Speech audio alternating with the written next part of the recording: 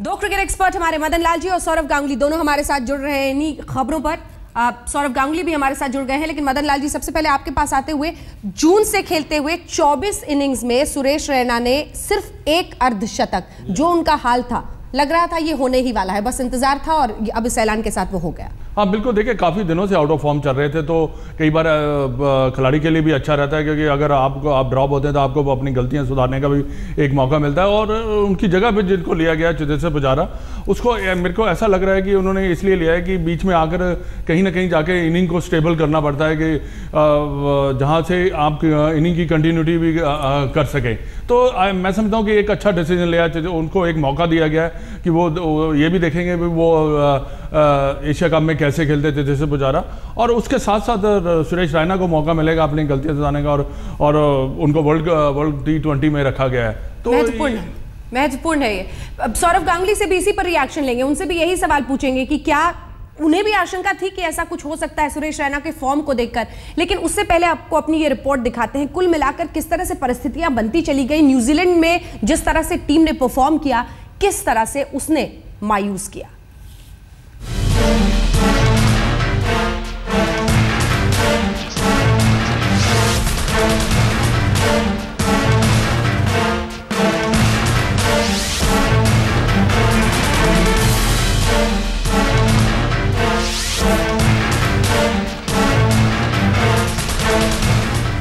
लगता है इस बार सिलेक्शन कमेटी की मीटिंग में ज्यादा माथापच्ची भी नहीं हुई और न ही सिलेक्टर्स के बीच ज्यादा वाद विवाद।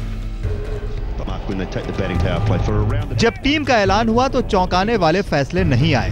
हालांकि सुरेश रैना को एशिया कप में खेलने वाली टीम इंडिया में जगह नहीं मिली, लेकिन उनके हालिया फॉर्म को देखते हुए उनकी जगह पर पहले से ही सवाल उठ रहे थे। पिछले 10 मैचों में रैना के बल्ले से निकले थे सिर्फ 219 रन, वो भी 24.33 के औसत से। मिडिल ऑर्डर को मजबूत बनाने के लिए सिलेक्टर्स ने चेतेश्वर पुजारा को वनडे टीम में भी जगह दे दी है।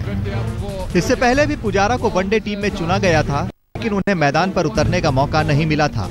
इसके अलावा मौजूदा वनडे टीम में कोई बड़ा बदलाव नहीं हुआ है।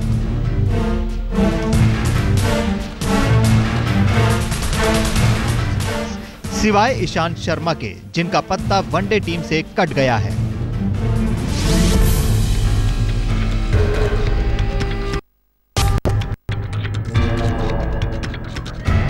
सेलेक्टर्स ने वर्ल्ड T20 के लिए टीम में कोई भी बड़ा फेरबदल नहीं किया है। अमूमन वो ही चेहरे हैं जो हाल के दिनों में टीम में शामिल थे।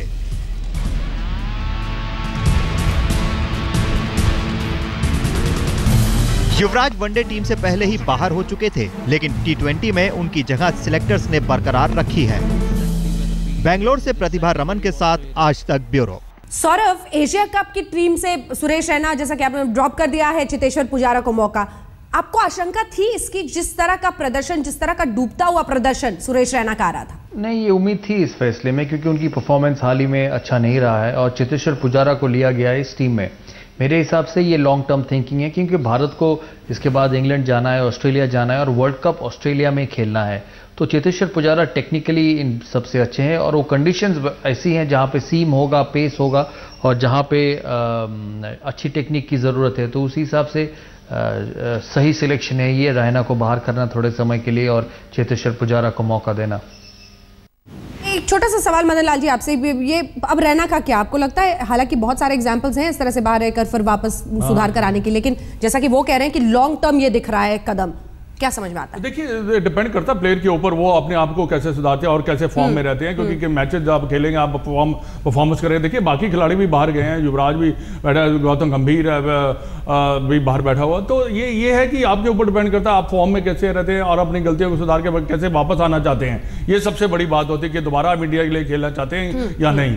पर सौरभ ने बिल्कुल ठीक है कि ये जो लॉन्ग टर्म जो प्लानिंग है ये बेटर हो सके, क्योंकि आने वाले जो टूर है वो बिल्कुल डिफरेंट है, इंग्लैंड है, ऑस्ट्रेलिया है, तो उसके लिए चेतेश्वर पुजारा को आने वाले वक्त में मुकाबला इंग्लैंड और ऑस्ट्रेलिया जैसी टीमों से होने वाला है, तो उसके मद्देनजर ये कदम क्या। लेकिन इस बीच आइए अब आपको पहले T20 वर्ल्ड कप के लिए जो टीम चुनी गई है वो दिखा देंगे। हैं वो चेहरे, धोनी, धवन, रोहित शर्मा, विराट कोहली, सुरेश रैना, अजिंक्य रहाणे,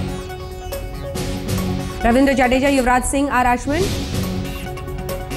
स्टुअर्ट बिनी, अमित मिश्रा, मोहित शर्मा, भुवनेश्वर कुमार, मोहम्मद शमी, वरुण एरन।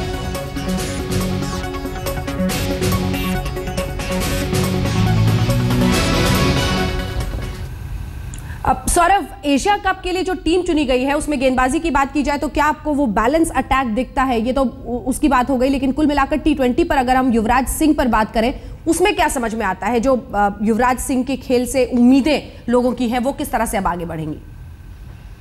देखिए, टीम तो अच्छा है, हमें हमेशा चिंता रहेगा बॉलिंग का, क्योंकि फ्लैट विकेट्स पे हमारी बॉलिंग थोड़ी कमज़ोर दिखती है। मैं एक्सपेक्ट कर रहा था कि जहीर खान को मौका मिले इस स्क्वाड में, वनडे टीम में हो या T20 स्क्वाड में हो, क्योंकि थोड़ा सा एक्सपीरियंस का ज़रूरत है, क्योंकि ये बहुत यंग बॉलिंग अटैक है और हमारी कमज़ोरी बॉलिंग रही है फ्लैट विकेट्स पे। मदन जी, इस पर आपका टेक? नहीं, देखिए, मैं समझता हूँ कि बॉलिंग अटैक बिल्कुल ठीक है, युवा बॉलिंग उन्होंने बॉलर चुने हैं।